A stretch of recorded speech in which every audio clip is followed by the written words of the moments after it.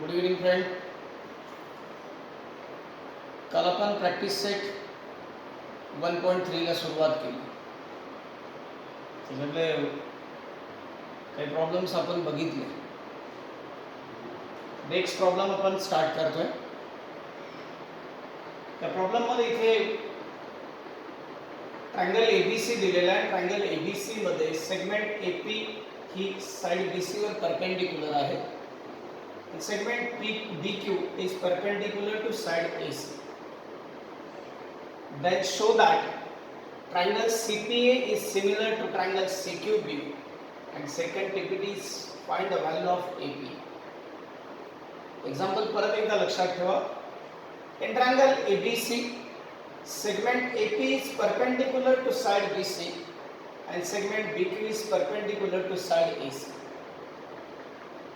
इथे AP ही BC वर perpendicular आहे आणि BQ ही AQ वर परपेंडिक्युलर आपल्या AC वर परपेंडिक्युलर आहे. आणि त्याचप्रमाणे तिथे AP ची व्हॅल्यू आपल्याला 7 दिलेली, BQ ची व्हॅल्यू 8 दिलेली आणि BC ची व्हॅल्यू 12 दिलेली आहे.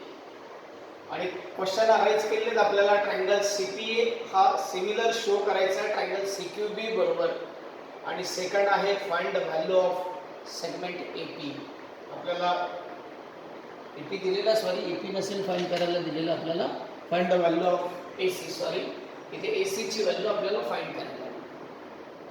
चला बघूया काय कसं स्टार्ट करायचं. इन ट्रायंगल ABC, हा ट्रायंगल ABC आहे.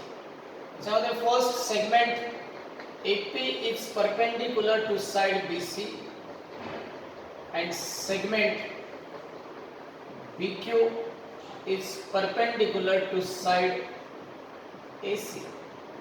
दोघांचं रिजन आहे given. In triangle ABC, segment AP is perpendicular to side BC and segment BQ is perpendicular to side AC.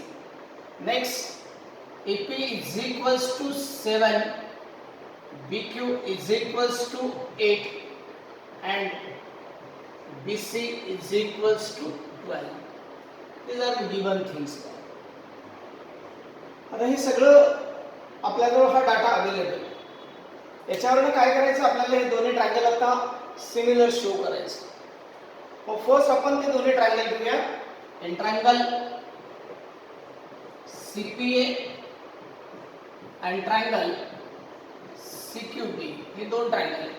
या दोन्ही ट्रायंगलला सिमिलर शो करण्यासाठी काय करणार बघा. आपण अँगल APC घेऊया.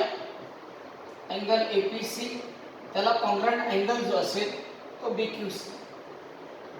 तर का घेतले मी अँगल APC आणि अँगल BQC. अँगल APC मध्ये अँगल P हा 90 डिग्रीचा आहे because of segment AP is perpendicular to side BC. आणि अँगल ट्रायंगल CQB मध्ये अँगल BQC हा या ठिकाणी BQ AC ला परपेंडिक्युलर असल्यामुळे BQC पण 90 डिग्रीचा आहे. म्हणून याचं रिजन देतो each of 90 degree. Each of 90 degree हे इथे याचं रिझल्ट. त्याचप्रमाणे इथे दोन्ही ट्रायंगल मध्ये एक अँगल C जो आहे angle C is congruent to angle C हा कॉमन अँगल आहे. म्हणून याचं रिझन देतो इथे कॉमन अँगल. हा कॉमन अँगल आहे. ओके. आता मला सांगा ही फर्स्ट पेअर अँगलची इथे कॉन्ग्रंट आली. ही सेकंड अँगल कॉमन अँगल असल्यामुळे सेकंड पेअर कॉन्ग्रंट आली. आता ह्या ठिकाणी या दोन ट्रायंगल मध्ये ह्या दोन्ही अँगलच्या पेअर कॉन्ग्रंट असतील तर ऑब्वियसली आपल्याला इथे A टेस्ट मिळालेली आहे. म्हणून इथे लिहिताना असे लिहितो therefore triangle CPA is similar to triangle CQB because of here AA test. इथे आपल्याला AA टेस्ट मिळाली आहे म्हणून इथे AA टेस्ट रिझन केलं. आता आपल्याला दोन्ही ट्रायंगल इथे सिमिलर शो करायचे ते मिळाले. हे आपलं फर्स्ट TPT मिळाले. इथे triangle CPA is similar to triangle CQB.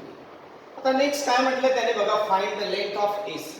आता AC ची लेंथ फाइंड करायची असेल तर एक काम आहे सिंपल. इथे if two triangles are similar then first corresponding angles are congruent and second is corresponding sides are in proportion.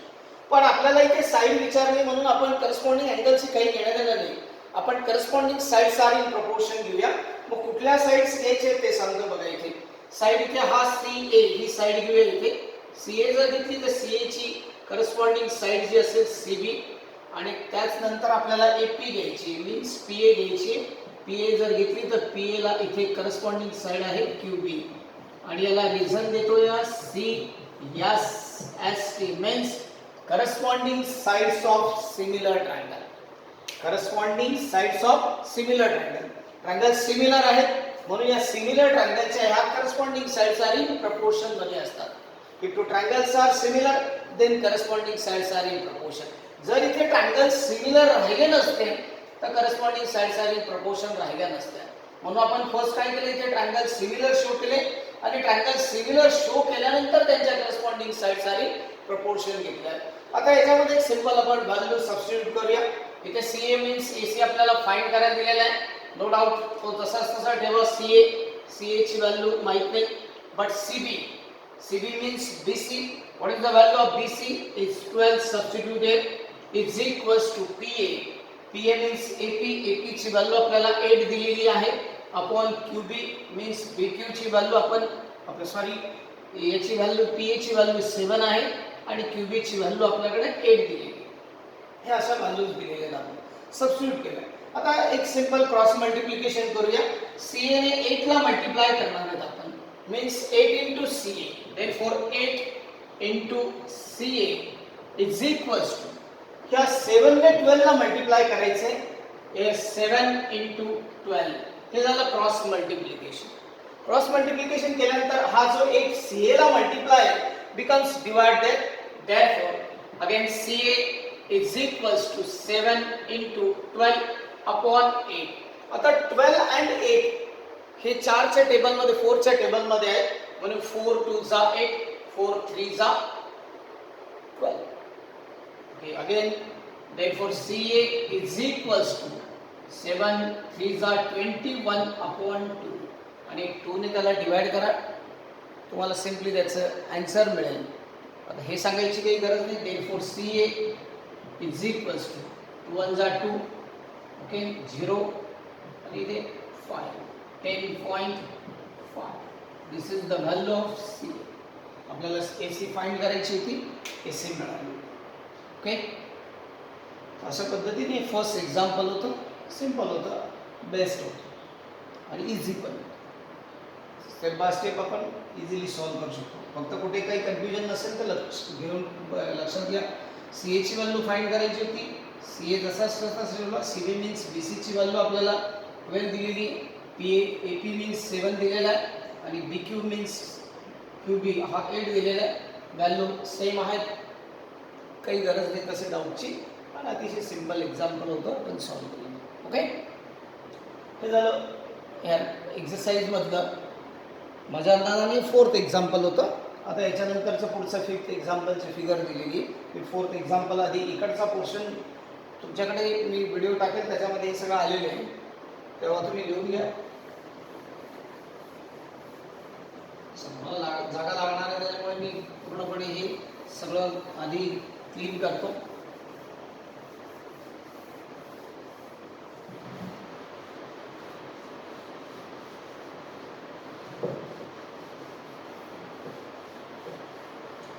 Next problem अतिशय सिंपल आणि एकदम बेस्ट प्रॉब्लेम मित्रांनो. हा बघूया आपण याच्याकडे. आता हा 5th होता हा 6th आपला 5th प्रॉब्लेम आहे हा सॉल्व्ह करू. काय काय दिले त्याच्यात बघू. फर्स्ट या ट्रायंगल मध्ये आपलं क्वाड्रिलॅटरल दिलेलं आहे. तिथे क्वाड्रिलॅटरल PQRS इज ए ट्रापेझियम आणि तो ट्रापेझियम असल्यामुळे या ठिकाणी AR is equals to 5AP दिलेला आहे आणि S is equals to 5AQ दिलेला आहे. मी जे दिलेले ते आधी इकडे लिहितो. याच्यामध्ये फर्स्ट इथे लिहितो क्वाड्रिलॅटरल PQRS इज ए ट्रापेझियम. हा ट्रापेझियम आहे सिंपल आपल्याला दिलेला आहे आणि म्हणून याचं रिझन मी इथे गिवन लिहितो. हा ट्रापेझियम. ओके आता याच्यामध्ये काय दिलेलं आहे ते पुढचं बघूया. AR is equals to 5AP and AS is equals to 5AQ. हे दोघं परत गिवन थिंग्स आहेत म्हणून यांना मी परत रिझन देतो इथे गिवन. सिंपली अशा पद्धतीने दिलेलं. आता एक काम करणार आहे इक्वेशन फर्स्ट घेऊन घेतो. You know that quadrilateral PQRS is a trapezium. If PQRS is a trapezium, obviously side PQ and side S are a pair of trapezium. Opposite side of a pair of trapezium is parallel. आता इथे PQ आणि SR आपण parallel घेऊया. Therefore, in trapezium, side PQ parallel to side SR. Reason is that opposite sides of trapezium.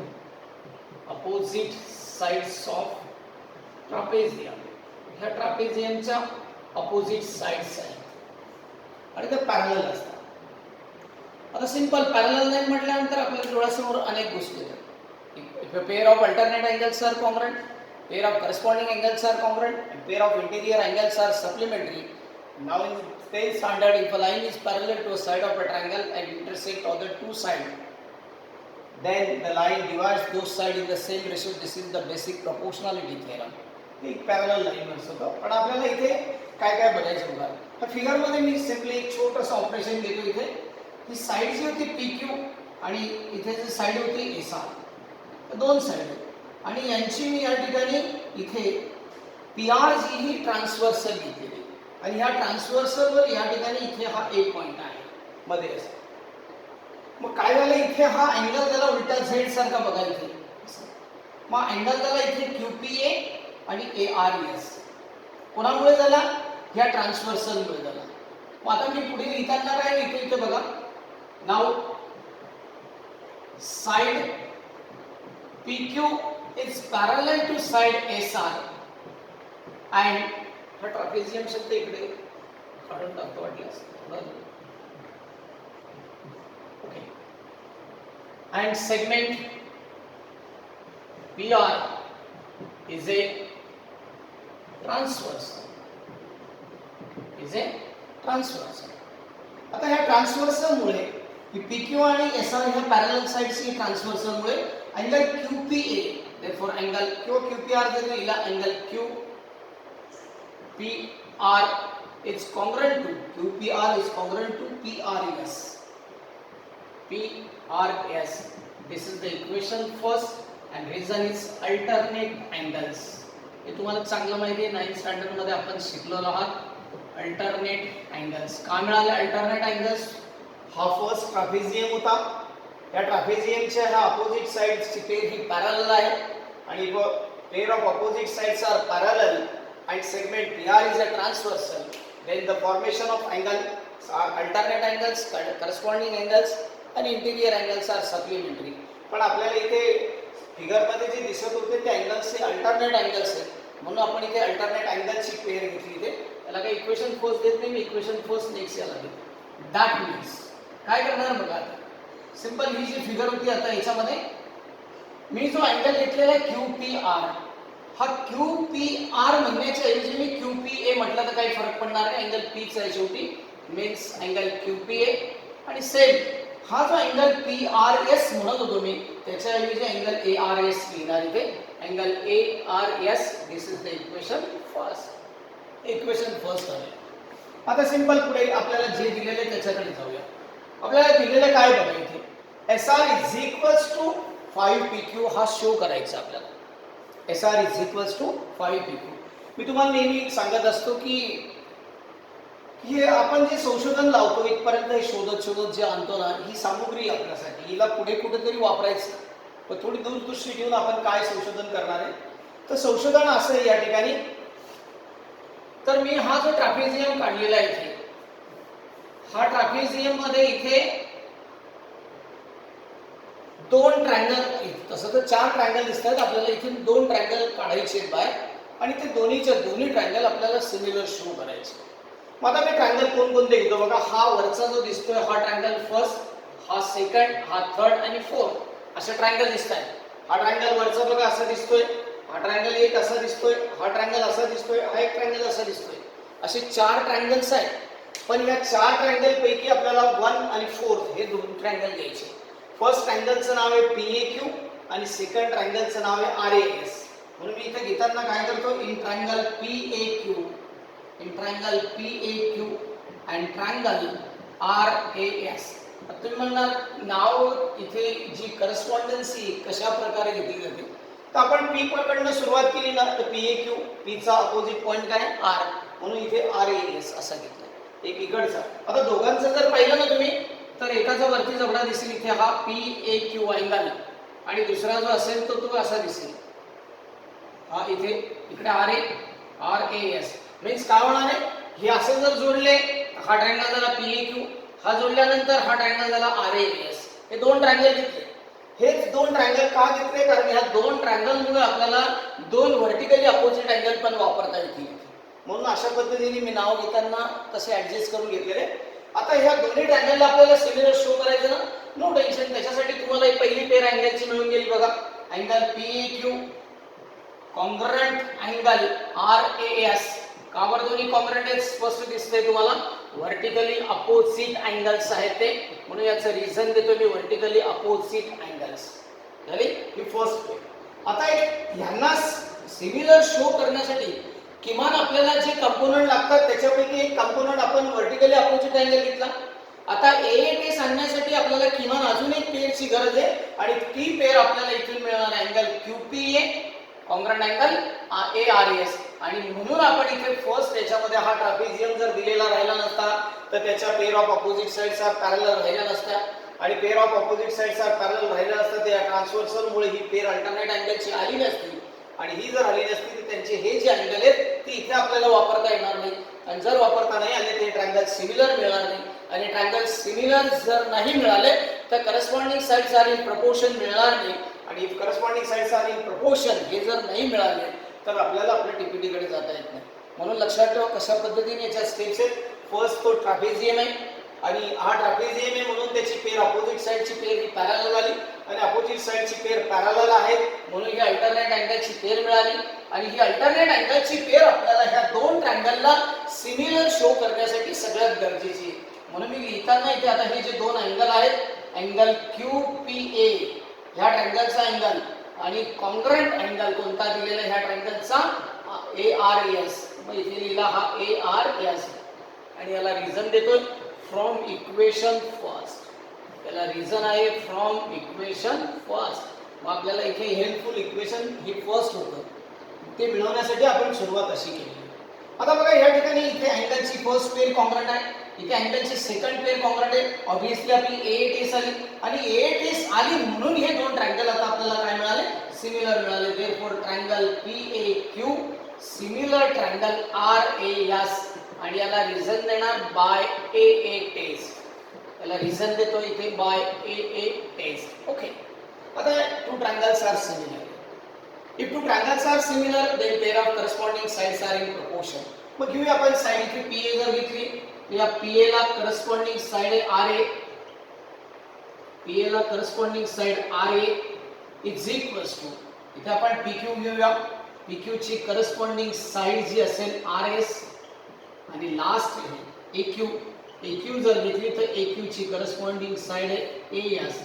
त्याला equation second देऊया, equation first आपलं वरतीच आहे, आणि याला रिझन देऊया CSS3. Again corresponding sides of similar triangle.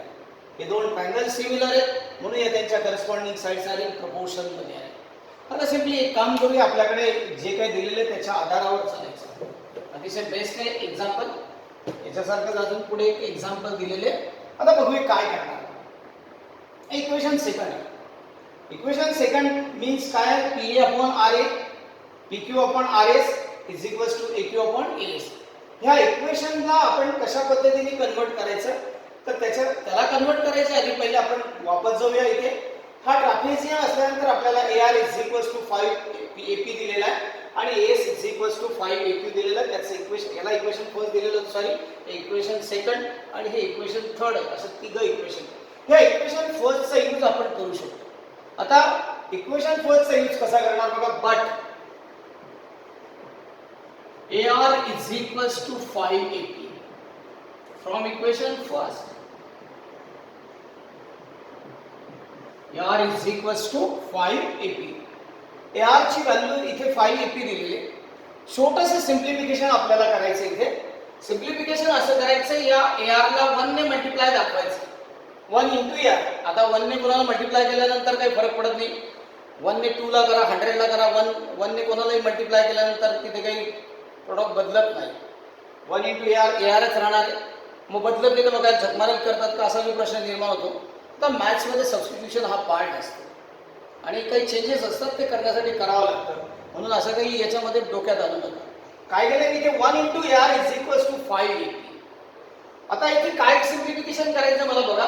हा 1 ला मल्टिप्लाय असणारा आर जो असेल तो एपी कडे गेल्यावर तो डिवाइड होईल आणि एपी ला मल्टिप्लाय असणारा 5 1 कडे येताना डिवाइड होईल. मीन्स काय मिळणार आहे इथे, therefore AP upon R is equals to 1 upon 5. This is the fourth equation. या इक्वेशन वरून आपल्याला हे इक्वेशन मिळालं. गोंधळ करून घेऊ नका. काय आहे बघा, हा 1 आहे इथे, हा 5 इकडे मल्टिप्लाय 5 जर 1 कडे आणला तर 1 अपॉन 5 होईल. आर जर 1 ला मल्टिप्लाय असेल तर एपी कडे गेल्यावर एपी अपॉन आर मिळेल. तर हे सिम्प्लिफिकेशन आपल्याला इथे मिळालं.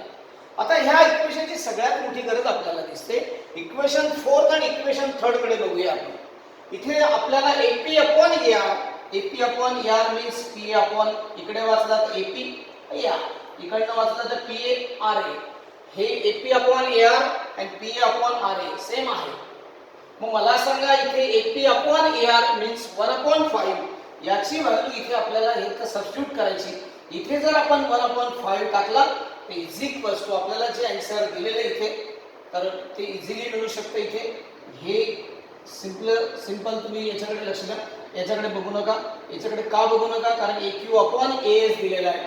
Again AS is equals to 5 AQ दिलेला आहे. त्याला जरी इथे तुम्ही घेतलं त्याच पद्धतीने जरी केलं तरी तुम्हाला त्या ठिकाणी AQ अपॉन AS ची व्हॅल्यू 1 अपॉन 5 मिळणार आहे. पण या दोघांपैकी तुम्हाला एकाचाच इथे वापर करायचा, दोघं घ्यायची गरज नाही. लक्षात ठेवा.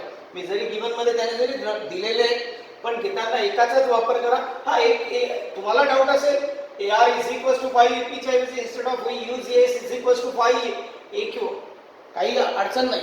पण तुम्हाला व्हॅल्यू तीच मिळणार आहे 1 अपॉन 5. मग मी काय केलं, याचा तात्पुरता विचार बंद करा.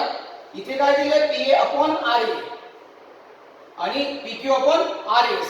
मग मी इथे लिहितोय वी टेक किंवा वी नो दॅट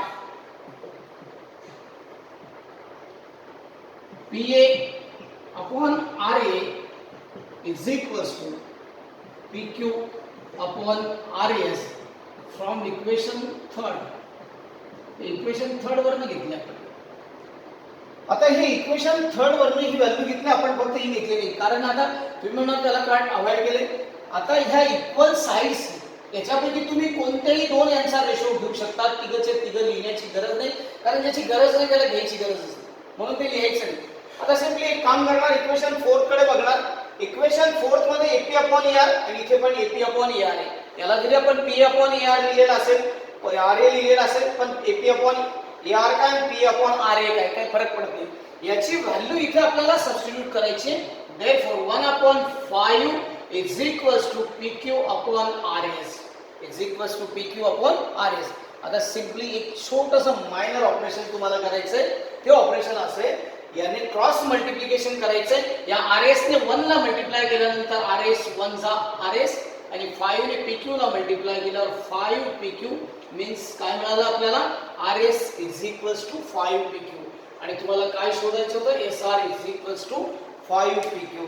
SR और RS सेम. अतिशय बेस्ट एक्झाम्पल आहे आणि खूप सिंपल पण आहे. फक्त पर्टिक्युलर वे चांगला असेल तर तुम्ही इझिली सॉल्व करू शकता. एकदा फ्लॅशबॅक जातो fast. quadrilateral PQRS is a trapezium. We have given already there. Also AR is equals to 5 AP and AS is equals to 5 AQ. This is the equation first. आणि ते पण given आहे.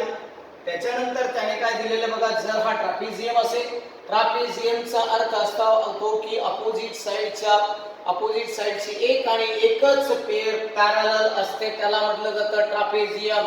A pair of opposite sides are parallel, then the quadrilateral is called the trapezium.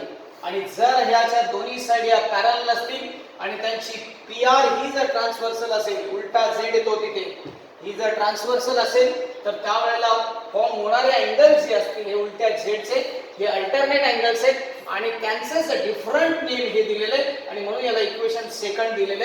आता इथपर्यंत आपल्याला second equation must होतं आणि आपण ते आणलेले. त्याच्यानंतर पुढे काय करायचं, आपण सिमिलॅरिटी सिंपल चॅप्टर शिकतोय. याच्यामध्ये ट्रायंगलशी रिलेटेड स्टडी करतोय. आणि ट्रायंगलशी रिलेटेड म्हणजे काय, दोन ट्रायंगल घ्यायचे आणि ते सिमिलर शो करायचे. मागच्या वर्षी आपण कॉन्ग्रुएन्स ऑफ ट्रायंगल मध्ये ते शिकत होतो की दोन ट्रायंगल घ्यायचे आणि त्यांना कॉन्ग्रुएंट शो करायचे. त्यांना कॉन्ग्रुएंट आणण्यासाठी टेस्टची गरज लागायची आणि टेस्ट आणण्यासाठी कंपोनंटची गरज लागते.